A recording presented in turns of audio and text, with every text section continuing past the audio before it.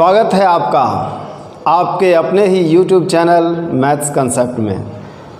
मैं रोशन आज आपको परसेंटेज संबंधी क्वेश्चन जहां तक लेकर आए थे उससे आगे लेने जा रहा हूं। आइए, सवाल आपका है 210 लीटर दूध और पानी के मिश्रण में 10% दूध है। सीधा सीधा सवाल है, 210 लीटर दूध और पानी के मिश्रण है कितना? 200 लीटर में 10% दूध है। कितना दूध और मिलाया जाए कि दूध की मात्रा 30% हो जाए? यही सवाल है ना। सवाल मोटा मोटी हम लोग समझ गए हैं। आइए, अभी क्या है, 210 लीटर और दूध की मात्रा निकाला जाए तो शायद ये होगा।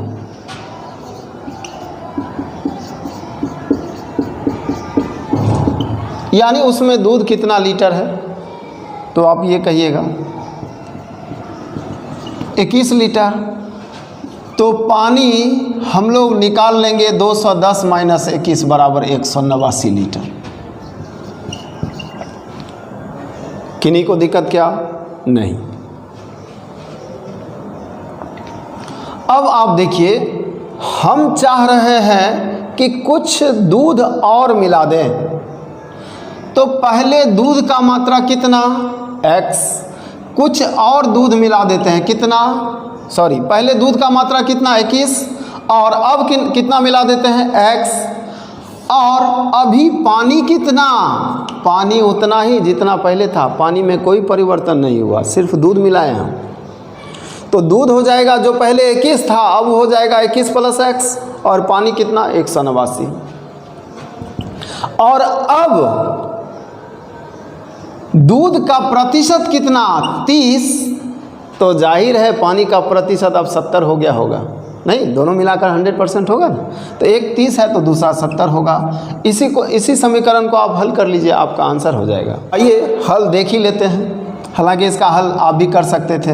ये 0 और 0 काट लेते हैं, 7 से इसको काट लेते हैं 27 बार में। 27 वहाँ भेज दीजिए। 21 प्लस x बराबर क्या? 27 दिया 81, और 21 उधर जाके घट जाएगा। x बराबर क्या? 60 लीटर। आपका आंसर यही है। कहीं दिक्कत क्या? हम नहीं समझ रहे हैं कि कोई दिक्कत होना चाहिए, लेकिन फिर भी आप एक बार रिपीट कर सकते हैं। 210 लीटर मिश्रण था। मिश्रण में दूध भी पानी भी। दूध कितना? 10%। तो दूध का मात्रा 21। अब 21 घटा लेंगे तो जो बचेगा वो पानी होगा। तो पहले 21 लीटर दूध था, अब x लीटर और मिलाएंगे तो दूध का मात्रा बढ़ेगा कि 21 ही रहेगा? बढ़ेगा। अब 21 प्लस x हो जाएगा।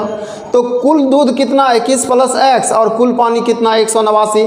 तो ये दूध, ये क्या है? ये इसको दूध और पानी का आप अनुपात कहिएगा। और ये भी तो दूध और पानी का अनुपात है। ये भी तो दूध है। दूध 30% है तो पानी को 70% होना ही होगा, तब तो 100% होगा। तो ये भी दूध पानी का अनुपात और ये भी दूध पानी का अनुपात। आंसर आ गया आपका। इसके बाद तो सिर्फ कैलकुलेशन है। ये हम करें आप करें, एक ही कैलकुलेशन होगा। x का मान 60 है आप कहिएगा तो इसका बहुत सारा और भी समीकरण हम आपको देख सकते हैं। ज़रा सा ये भी आप लीजिए, जो किताब में बहुत ज़्यादा मिलेगा। जो समीकरण हम फिर से लिखने जा रहे हैं, हम आपसे पूछेंगे उसमें दूध मिलाएंगे तो सिर्फ दूध बढ़ेगा या मिश्रण? तो आप कहिएगा दूध भी बढ़ेगा और मिश्रण भी। अरे एक बाल्टी दूध और पानी दोनों मिला हुआ है, उसमें कुछ लीटर दूध मिलाएंगे तो दूध गया किस में? उसी मिश्रण में ना। तो मिश्रण भी ज़्यादा हो जाएगा। तो अब मिश्रण कितना हो जाएगा? 210 प्लस x। अब मतलब कब? जब आप x लीटर मिलाएंगे तब हो जाएगा मिश्रण कितना? 210 प्लस x। और इसका 30% क्या होगा? इसका 30% दूध होगा। और दूध कितना होगा? 21 प्लस x। बाद में दूध इतना ही होगा ना। ये काम आपको करना ही होगा। ये काम करने के बाद आप ये भी समीकरण लिख सकते हैं। यहाँ से भी x का मान 60 आएगा। ये भी आंसर है। आप पानी के फॉर्म में भी समीकरण बना सकते हैं। आप कहिएगा तो 2-4 और तरीका दे देंगे, लेकिन उस सारे तरीका को छोड़कर एक अलग तरीका लिया जाए जो ज़्यादा उपयोगी साबित होगा। आइए उस बात पर विचार करते हैं हम लोग। यहाँ तक समझने में कोई दिक्कत नहीं है। हालांकि कोई मुश्किल बात नहीं है, लेकिन हम समय बचाने जा रहे हैं। इतना समय भी हम लोग एग्ज़ाम में नहीं देंगे।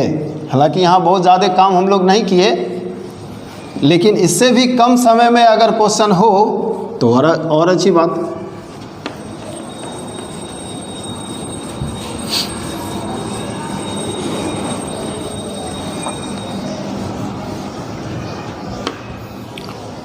देखिए, कुछ यहाँ से हट के कुछ एग्जाम्पल ले रहे हैं। इस एग्जाम्पल को समझने का प्रयास करना है। देखिए, अभी क्या है, चीनी और पानी, ये शरबत है, यहाँ चीनी और पानी है। मान लिया जाए चीनी इसमें 20 kg है या लीटर है, शरबत है तो लीटर के फॉर्म में ही रखा जाए, और पानी 80 लीटर है। तो अभी आप क्या कहिएगा कि चीनी 20% है, लेकिन अगर 20 लीटर पानी वाष्प के द्वारा उड़ा दिया जाए तो चीनी उतना ही रहेगा, लेकिन चीनी का प्रतिशत बढ़ जाएगा। ऐसा होगा क्या? बिल्कुल होगा। नहीं समझ रहे हैं तो आइए थोड़ा और आगे बढ़ते हैं। अभी सबसे पहले हम क्या माने कि 80 लीटर इसमें पानी है और 20 लीटर चीनी है। अब अभी देखा जाए तो पानी का प्रतिशत क्या है? 20 है, लेकिन 20 लीटर पानी हम वाष्प के द्वारा उड़ा दें, पानी निकाल दें वाष्प के द्वारा, तो अब पानी बचेगा कितना? 60 लीटर। और चीनी कितना बचेगा? अभी भी 20 लीटर। तो चीनी का प्रतिशत देखिए, चीनी उतना ही है, चीनी का प्रतिशत बढ़ता चला जाएगा। मतलब 80 में चीनी 20, तो 100 में चीनी कितना? 20/80 × 100, 25%। तो आप क्या देख रहे हैं कि अगर पानी थोड़ा घटा दिया तो चीनी का प्रतिशत बढ़ गया। फिर से एक एग्जांपल लीजिए कि पानी हम निकालते नहीं है, 20 लीटर और डाल देते हैं तो क्या होता है? अब 20 लीटर और डाल देंगे तो अब पानी कितना हो जाएगा? 100, और चीनी कितना हो जाएगा? 20। तो अब मिश्रण का क्या होगा? मतलब 20 लीटर और मिला देने के बाद तो अब 120 हो जाएगा शरबत, और उसमें चीनी कितना? 20। 100 में चीनी कितना? 20/120 × 100, 20 6 यानी 50/3 यानी 16.2/3%। जो 20 था वही 25 हो जाता है, वही 16.2/3 हो जाता है। मतलब ये घट भी जाता है, बढ़ भी जाता है, लेकिन चीनी का मात्रा वही होता है। चीनी ऊपर से डाले हैं क्या? कभी नहीं। चीनी निकाले हैं कभी? लेकिन चीनी बढ़ रहा है ना, चीनी नहीं बढ़ रहा, सॉरी, चीनी का प्रतिशत बढ़ रहा ना, चीनी का प्रतिशत घट रहा ना। चीनी को कभी कभी हम 100% भी कर देंगे, इसमें जितना पानी है वाष्प द्वारा उड़ा देंगे तो बचेगा क्या? सिर्फ चीनी। तो 100% नहीं होगा क्या? 100% होगा। तो कहने का मतलब है, जो कोई चीज़ ऐसे किसी क्वेश्चन में 1000 तरह के क्वेश्चन को इस तरीके से बनाने जा रहे हैं, इसलिए जितना वक्त देना है दीजिए।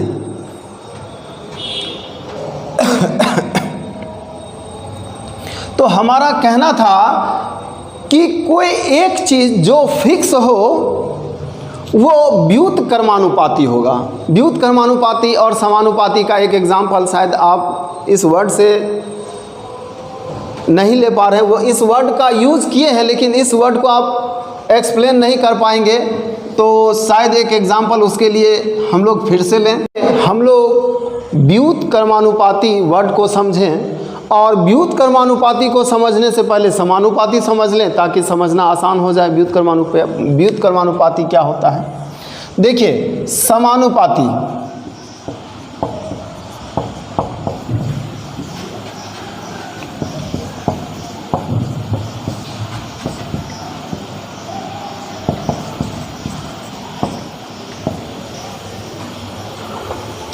समानुपाती प्रोपोर्शनल का एग्जाम्पल हम लोग लेंगे कि अगर 10 कलम का दाम 100 रुपया है तो 20 कलम का दाम क्या होगा? तो ये एक नियम आप समझ चुके हैं। हम सिर्फ ये कहना चाहते हैं कि अगर कलम का दाम, कलम का संख्या बढ़ रहा है तो मूल्य भी बढ़ेगा ना। कलम का संख्या दुगना हुआ है तो मूल्य भी दुगना होगा। 10 कलम का दाम 100 तो 20 कलम का दाम 200 होगा ना। या कम ही कलम खरीदिए, आप 5 कलम खरीदिए, 5 कलम का कीमत क्या होगा, तो कलम आधा हो गया तो दाम भी आधा हो जाएगा, 50 रुपया नहीं। यही है एग्जाम्पल किसका, समानुपाती का, और यही कह सकते हैं प्रोपोर्शनल है। अब व्युत्क्रमानुपाती समझे, क्रमानुपाती, व्युत्क्रमानुपाती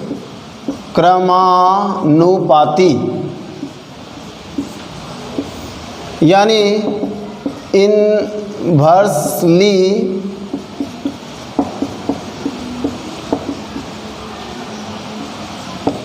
इनवर्सली प्रोपोर्शनल। अब इसका एग्जाम्पल हम लोग लेंगे तो यहाँ क्या देखेंगे, 10 आदमी किसी काम को 100 दिन में कर सकते हैं, तो 20 आदमी इस काम को कितने दिन में करेंगे, तो आप कहिएगा 200 दिन, क्या नहीं, यही उल्टा है, इसी को कहते हैं व्युत्क्रमानुपाती। ये समानुपाती था का मतलब अगर कलम का संख्या बढ़ रहा है तो कीमत भी बढ़ रहा है, लेकिन यहाँ उल्टा होगा, आदमी बढ़ रहा है तो दिन घटेगा और आदमी घटेगा तो दिन बढ़ेगा। तो कहने का मतलब हुआ, जैसे इसको निकाल के देखिए क्या क्या लिखिएगा यहाँ, इसको हम लोग कैसे बनाते हैं, इस यहाँ एक एक नियम का उल्टा काम होता है। 10 आदमी 100 दिन में, तो एक आदमी कितने दिन में, 100 गुना 10, उल्टा हम लोग भाग करते थे ना, यहाँ उल्टा। व्युत्क्रमानुपाती यहाँ जो भी काम करते थे सब उल्टा कीजिएगा। अब 20 आदमी उसे कितने दिन में करेगा, तो 100 गुने 10, पहले आप गुना करते थे ना, बाद में अब भाग करेंगे, 50 आदमी दुगना हुआ है तो काम समय क्या लगा, आधा, इसी को व्युत्क्रमानुपाती कहते हैं। और यही काम वहाँ हुआ था जो एग्जाम्पल हम लिए थे, अगर चीनी का पानी को उड़ा देते थे तो चीनी बढ़ जाता था, चीनी का प्रतिशत उल्टा होता था ना। तो यही हम समझाना चाह रहे हैं कि जहाँ भी ऐसा बात हो, एक टर्म को बढ़ाएंगे और दूसरा टर्म घट जाए, या एक टर्म को घटाएंगे दूसरा बढ़ जाए, उसका परसेंटेज बढ़ जाए, तो वो व्युत्क्रमानुपाती का एग्जाम्पल होगा। अब आइए उस तरीके पर हम आ रहे हैं जिसके लिए हम आपको इतना दूर ले गए।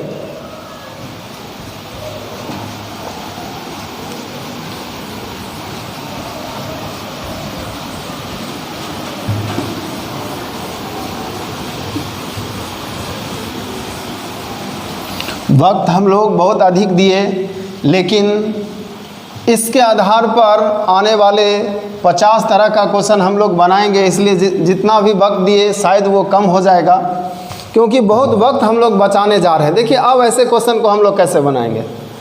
अब लिखेंगे शुरू में दूध 10% था तो पानी कितना होगा, 90%, और शुरू में मिश्रण कितना था तो 210 लीटर, और बाद में दूध 30% हो गया तो पानी कितना हो जाएगा, 70%।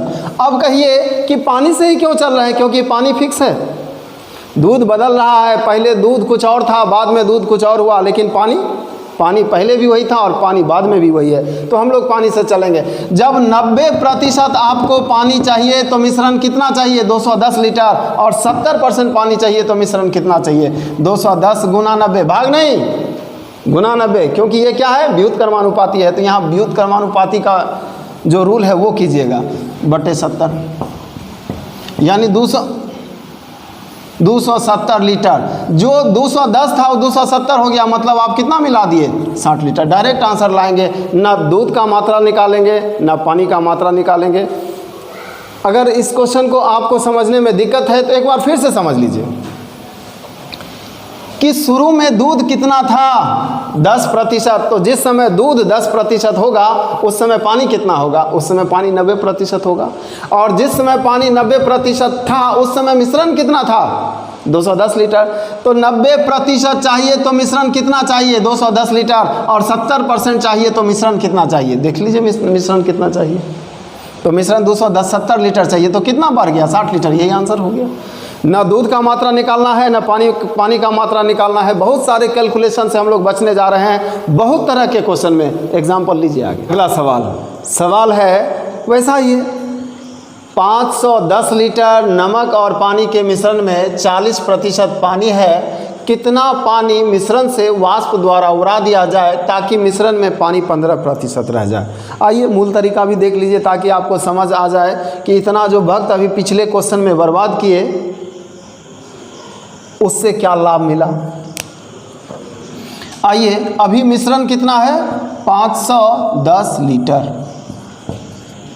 पानी कितना होगा, तो आप कहिएगा 510 का 40%, ठीक है, कितना 204 लीटर। और रेस्ट बचा नमक, कितना 204 घटा लेंगे तो 306 लीटर। आगे क्या, 204 लीटर पानी था, x लीटर पानी उड़ा दिए, तो अब पानी इतना बचा होगा, नमक तो उतना ही होगा ना, तो नमक लिख दिए। अब है पानी 15% रह गया है, इसका मतलब नमक 85% रह गया होगा। यही आपका समीकरण होगा। हल कीजिए, 5 से इसको 3 बार में काटिए, 5 से 17 बार में, फिर 17 से इसको भाग लगाइए, 17 से एक बार में 17 बचा 13, 13 और 6 136, 17 8 36, 8 बार में नहीं। अब फिर आगे क्या लिखिएगा आप, इसको आगे लिखिएगा 204 माइनस x बराबर 18 और 3 54 नहीं, और 204 माइनस 54 बराबर क्या x, 150 बराबर x। आपका आंसर यहाँ आकर आया। क्यों इतना गीत गाएंगे हम, जब इतना समय हम लोग दे चुके हैं पिछले क्वेश्चन में।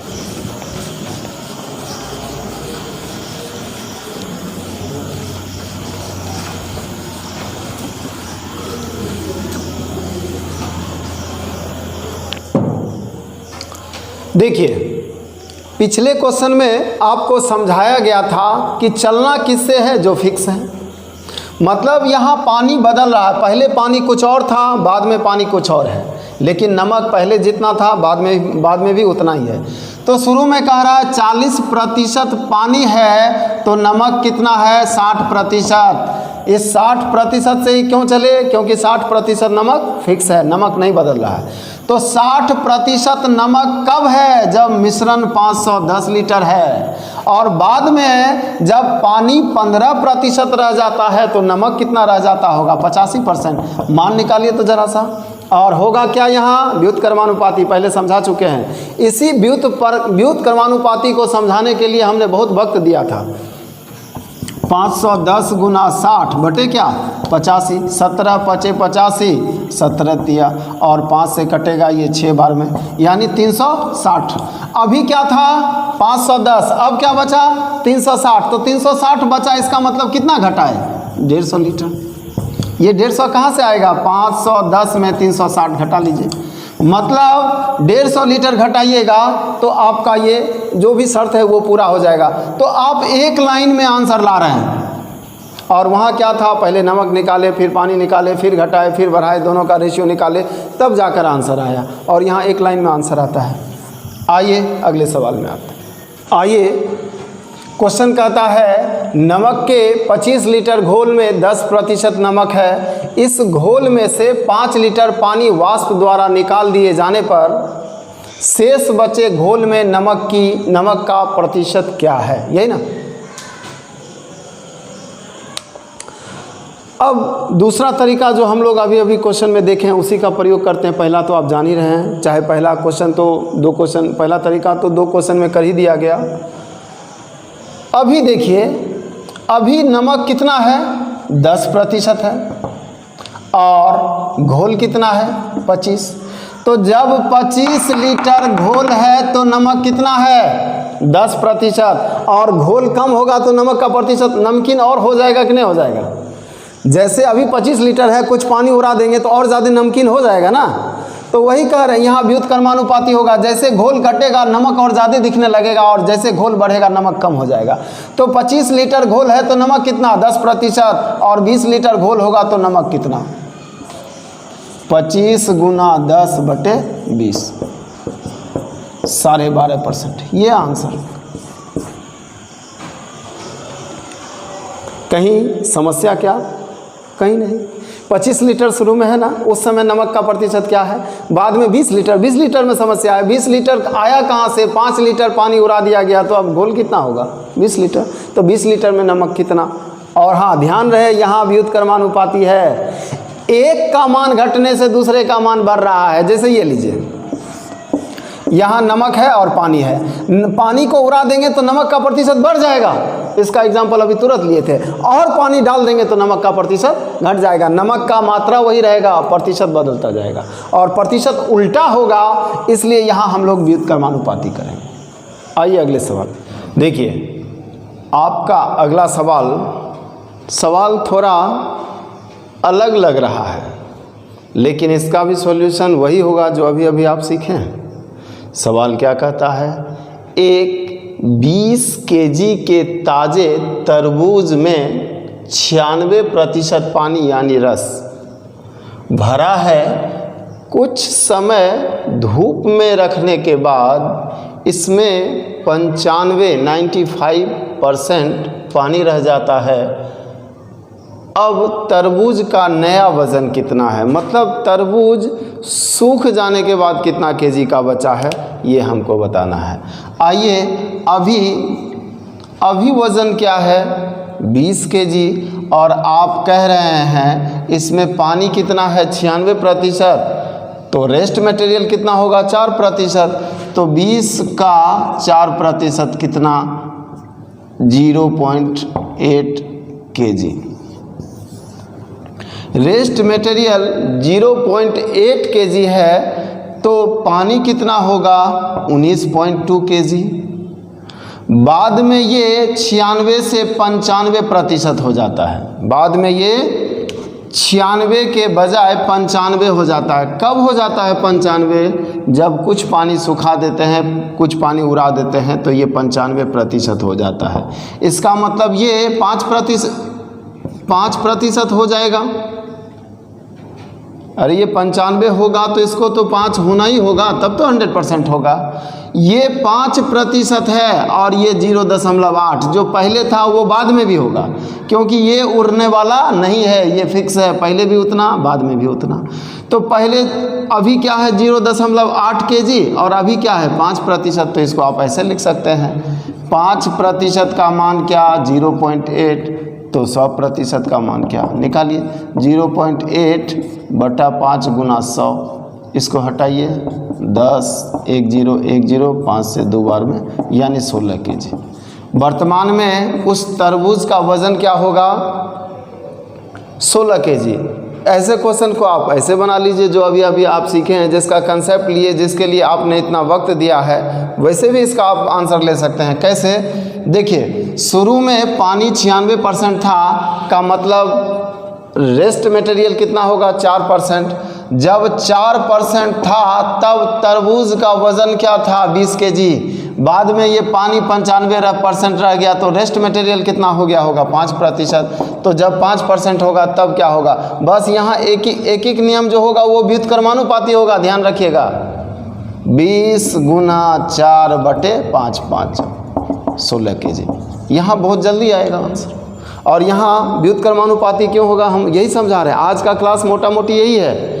आप देखे हैं कि पानी का प्रतिशत गिर गया है, इसलिए अन्य मटेरियल का परसेंटेज बढ़ गया है। पानी का परसेंटेज बढ़ जाएगा, अन्य मटेरियल का परसेंटेज घट जाएगा। तो ये व्युत्क्रमानुपाती हो रहा है ना। तो ऐसे स्थिति में आप व्युत्क्रमानुपाती एक एक नियम का यहाँ यूज़ कीजिएगा। आंसर आया एक स्टेप में। यहाँ हम लोग ज़्यादा काम किए, हालांकि ये भी मुश्किल नहीं है, लेकिन यहाँ हम लोग कम से कम समय में आंसर निकालेंगे। और यहाँ भी हम कुछ रट नहीं रहे हैं, कुछ रटने के लिए आपको यहाँ दिया गया क्या, आपको समझाया गया कि ऐसा क्यों किए। आइए अगला कुछ एग्जाम्पल और लिया जाए। अगला सवाल पिछले सवाल का ही अभ्यास मान लीजिए, जो अभी अभी आप देखे हैं उसी को आप दोहरा रहे हैं। देखिए जरा सा, एक ताज़े फल में 60% पानी भरा है, उसके सूखने पर उसमें 20% पानी बचता है। इस प्रकार के 100 केजी के ताज़े फलों में कितना सूखा फल प्राप्त किया जा सकता है। सवाल मोटा मोटी समझा हुआ है, आइए इसका हल करते हैं। अभी क्या है 100 केजी ये ताज़ा फल है, और इसमें दिया हुआ 60% पानी है, तो पानी कितना होगा 60 केजी ये पानी है। तो अन्य मटेरियल जो होगा वो कितना होगा 40 केजी। जो अन्य मटेरियल होगा, अन्य शेष जो होगा वो 40 kg होगा। फिर क्वेश्चन कहता है इसको सुखा देने पर अब इसमें पानी कितना रह जाता है, 20%। अब पानी कितना रह जाता है, 20%। तो अन्य मटेरियल कितना रह जाएगा, 80%। तो अन्य मटेरियल जो 40 kg है, जो पहले 40 kg था वो बाद में भी 40 kg होगा, इसमें कोई परिवर्तन नहीं होने जा रहा। तो ये 40 kg जो है बाद में कितना प्रतिशत हो जाता है, 80%। तो इसको आप कैसे लिखिएगा, 80% का वैल्यू क्या, 40, तो 100% का वैल्यू क्या, आइए 40 बटा 80 गुना 100, 50 kg, ये आपका आंसर है। देखिए अगला तरीका है, अगला तरीका आप कहाँ से चलिएगा, तो आप कहिएगा सूखे मटेरियल से। क्यों, पानी से क्यों नहीं, क्योंकि पानी बदल रहा है। तो यहाँ देखिए 60% पानी है तो सूखा मटेरियल कितना, 40%। और जब सूखा मटेरियल 40% है तो कुल वज़न क्या है, 100 kg। बाद में पानी कितना हो जाता है, 20%, तो सूखा मटेरियल कितना हो जाएगा, 80%। तो जब 80% होगा तब वज़न क्या होगा, आइए वज़न निकालिए। और यहाँ ध्यान रहे व्युत्क्रमानुपाती करना है, समानुपाती नहीं। ये आपका आंसर। सवाल आपका, अब सवाल थोड़ा सा उल्टा कर दिया है। सवाल देखिए, एक ताज़े फल में 80% पानी भरा है, उसके सूखने पर उसमें 10% पानी बचता है। यदि सूखा फल का वज़न 500 ग्राम हो तो ताज़े फल का वज़न क्या था। उल्टा हो गया ना क्वेश्चन। पिछले क्वेश्चन में क्या था कि ताज़े फल का वज़न था तो वहाँ से हम लोग सूखे फल के तरफ गए थे। यहाँ लास्ट में सूखा फल कितना बचता है वही पूछ रहा है। अगर शुरू में वज़न मान ले हम लोग x तो शायद थोड़ा मुश्किल हो जाए। तो हम लोग उसी मुश्किल से बचने के लिए साधारण कैलकुलेशन अपनाने के लिए आइए देखते हैं। बाद में 500 ग्राम बचा है सूखा फल और क्वेश्चन कहता है बाद में यानी सूखने पर पानी 10% है। सूखने पर पानी 10% है यानी 10% कितना, 50 ग्राम। तो रेस्ट कितना होगा, 450 ग्राम। ये क्या होगा, वो अन्य मटेरियल, अन्य चीज़, मतलब पानी के अलावा जो भी है, छिलका बीज जो सूखने वाला नहीं है वो 450 है। तो ये सूखा हुआ फल में 450 है तो ये ताज़ा फल में भी 450 होगा ना। ये 450 ताज़े फल में भी होगा। और ताज़े फल में पानी कितना था, 80%। ताज़े फल में पानी कितना था, पानी 80%। तो ताज़े फल में रेस्ट मटेरियल कितना होगा, 20%। तो 20% रेस्ट मटेरियल था और रेस्ट मटेरियल तो 450 होगा ना, ये बदलने वाला नहीं है। तो अब इसको आप ऐसे लिखिए, 20% बराबर क्या, 450 ग्राम और 100% बराबर क्या,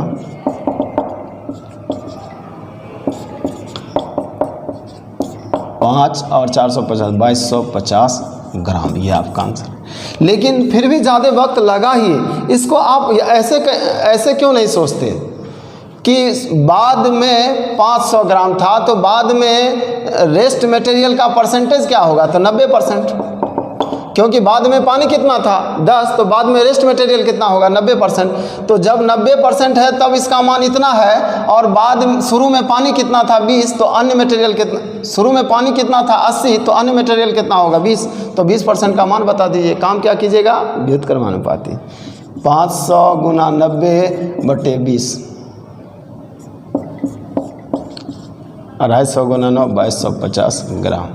अगर ये व्युत्क्रमानुपाती में आप फंस रहे हैं तो पीछे जो आपको समझाया गया है उसको एक बार फिर से देखिए, फिर समझ में आ जाएगा। और देखिए आपका वक्त कितना बच रहा है। 2 क्वेश्चन का वक्त दे रहे हैं आप, अगर ऐसे तब बनाते हैं तो दुगना वक्त लग रहा है। यहाँ दुगना बहुत बड़ा बात होता है, वहाँ तो 1 सेकंड बहुत बड़ा बात होता है। तो हम चाहेंगे कि इसको आप देखिए और यहाँ कहीं समझने में दिक्कत हो तो जो दिक्कत हो वो दिक्कत आप कमेंट बॉक्स में लिखिए।